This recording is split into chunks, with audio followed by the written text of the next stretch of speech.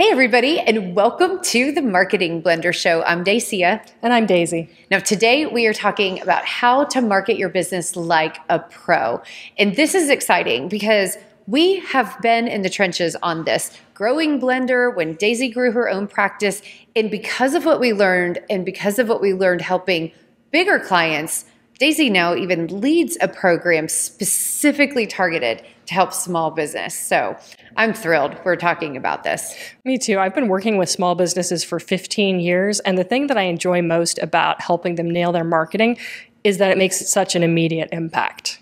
Now, I think this is also ironic too, and so I'm going to start straight for the jugular. Is there a difference marketing small business than marketing larger, like mid-market businesses? The level of resources that are available is definitely different, but there's not a whole lot of difference other than that. When it comes to best practices, the do's and the don'ts, and the things that are going to move you forward the fastest, there's not as much difference as people think. I love that. And you guys, I want you to really hear Daisy on this. You do not get to abdicate responsibility for professionalism. There are certain things that larger companies with larger resources do that you should be mimicking, and you cannot simply blame a lack of budget on not doing things well and communicating your excellence effectively. So Daisy, where do we dive in on this one? I'd like to start by talking about some of the misconceptions that small businesses often have, and that, are things like, well, we don't have a budget, so therefore we can't plan. You can absolutely plan and look at how to allocate whatever money you do have based on that plan, but a lack of a big budget is not an excuse for a lack of planning and prioritization of marketing goals and activities. So true. And I see frequently people don't accurately name their full set of resources. They do have time.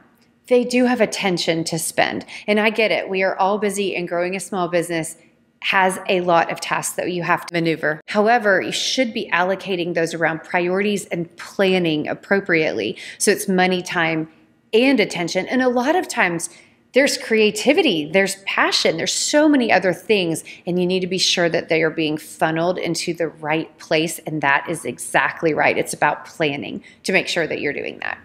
One thing that small businesses should take heart from is knowing that a lot of big businesses are not any better at prioritizing their marketing and creating a great plan than you are. So this is stuff that we work with big businesses on all the time because it's hard to do well, but with the right guidance and with the right best practices and frameworks in place, it is possible to nail your marketing plan and create something that you can execute on whatever resources you have on hand.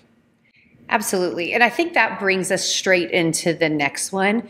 And you can't chase squirrels. You cannot get ROI if you're like, oh, what about this thing? What about this thing? Oh, maybe this tactic. Oh, I heard about this new blah, blah, blah, blah, blah, blah, blah. Like, that is not how progress comes. And I know it's not sexy, but the one thing that absolutely drives return on investment, drives new business, helps you get new customers is consistent application on the most important thing. So it does go back to planning, but then what we're really talking about is about the discipline to stay focused on what matters most and just keep going the distance. So no chasing squirrels, you guys. It's very tempting to label flailing as pivoting, and we all like to be flexible in our marketing. It's definitely important to do that, especially with the pace of change that we're all facing. But the fundamentals of how you approach a market and how you engage, motivate, and persuade a target audience doesn't actually change month to month. There are things that are always going to be the same. So making sure that if you're pivoting, it's not just based on, oh, somebody sent you an email about what another company is doing. Oh, my competitor is running a campaign, and now I'm afraid about what's going to happen if I don't do the same thing they're doing. Those are not decision-making criteria. You need to make sure that if you're changing something, you're changing on purpose based on data and based on market insight that will actually have an impact towards your revenue goals. You are so right. I almost never, no matter what size of company, never see external factors like market trends or this, that, or the other competitive factors that change a message on a dime. and then where that change drives results.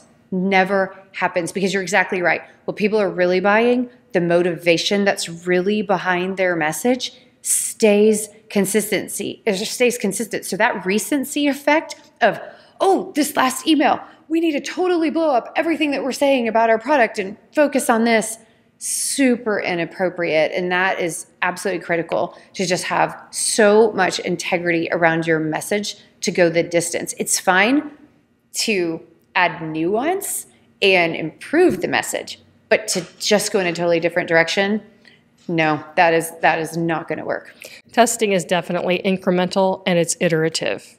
It's not recreate the whole thing every single time you do something new, because if you're changing everything, you will be able to test nothing.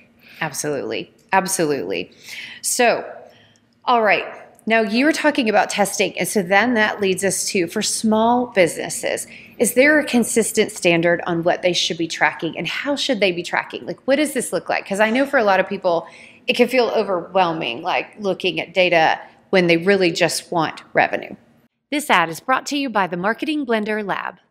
Marketing is hard for everyone, but small businesses are stuck with small budgets, not enough time, and too many options. SEO, social, paid ads, email marketing, live events. How do you choose where to focus? These are the top challenges I hear from entrepreneurs. You keep getting generic marketing advice that doesn't apply to your business. You've watched tutorials and tried a bunch of tactics that didn't work. You still don't have clarity on what you should focus on to get results. You don't have enough time to get marketing done, and maybe you've worked with freelancers or agencies that have let you down. You can get expert advice and start making real progress. The Marketing Blender Lab gives you an affordable way to work with an experienced chief marketing officer and finally get a handle on your marketing. We help you figure out how to reach your target audience and get more customers, what to focus on so you stop wasting time and money, and how to delegate effectively so you don't have to do it all yourself. Join me in the lab and let's figure out how to grow your revenue faster. It can, but it's important to remember that any portion of marketing that you're not tracking, you shouldn't be doing, because there's no way to tell if it's working or not. So if you are doing 3 different tactics, you should be tracking those. If you're doing 20 different tactics, you need to be tracking all 20. And again, understanding that the metrics are going to be tracked over different time periods based on what it is that you're looking at.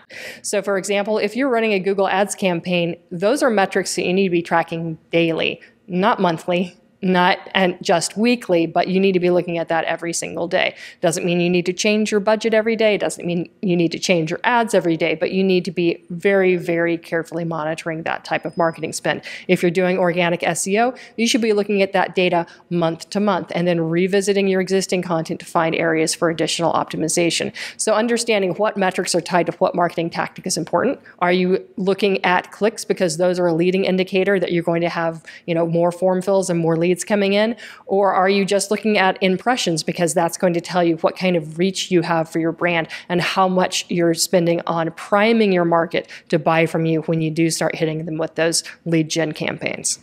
And Daisy brings up such a good point about tracking. Don't overcomplicate this.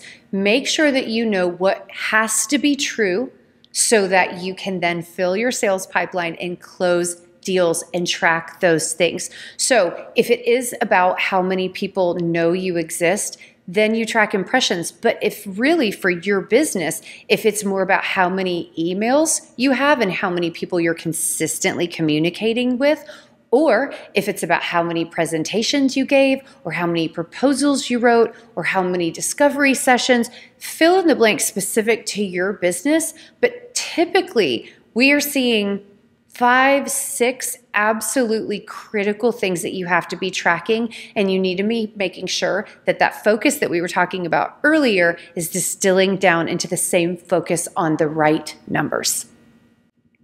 I'd agree with that. One other thing that I'd like to bring up is that if you want to market like a pro, you can't be afraid of your competition. This ad is brought to you by the Marketing Blender. As you guys know, I'm a fractional CMO, and actually at the Marketing Blender, there's a whole team of us. For a fraction of the cost of a full-time executive, you can hire a chief marketing officer to write your marketing plan, to clean up your messaging and your positioning, and to drive sustainable results.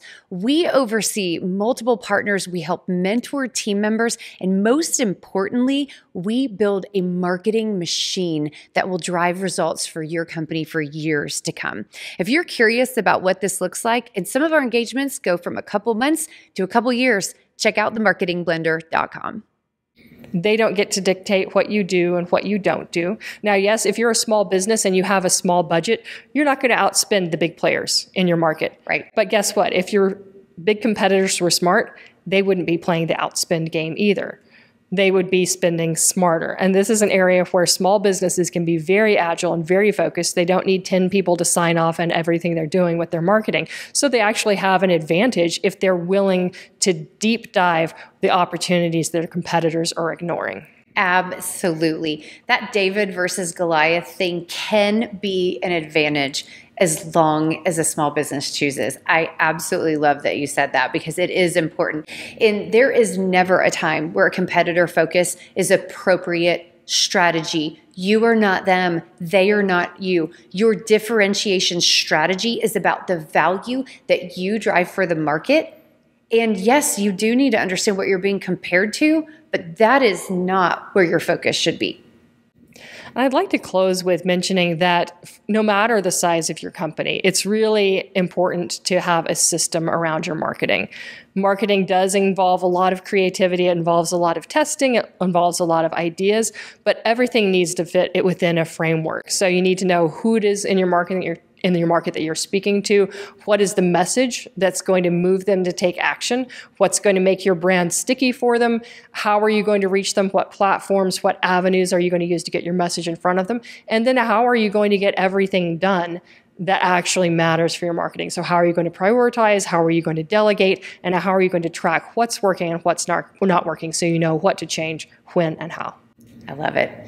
You guys, marketing like a pro, being professional means doing the things diligently and making sure that you are in integrity when you're representing your brand and your offer. So thank you so much for tuning in. If you liked what we had to say, click that subscribe and like button, and we would love to get your questions and your comments. We'll see you next time. Onward and upward. We hope you learned something today that will help you succeed with your marketing. And if you liked what you heard, definitely give us a thumbs up and a subscribe. Don't forget to check the show notes. We're sharing free tools and resources there. And you guys, we would love to hear your comments. So drop one in or send us an email and maybe we'll use your topic on a future show.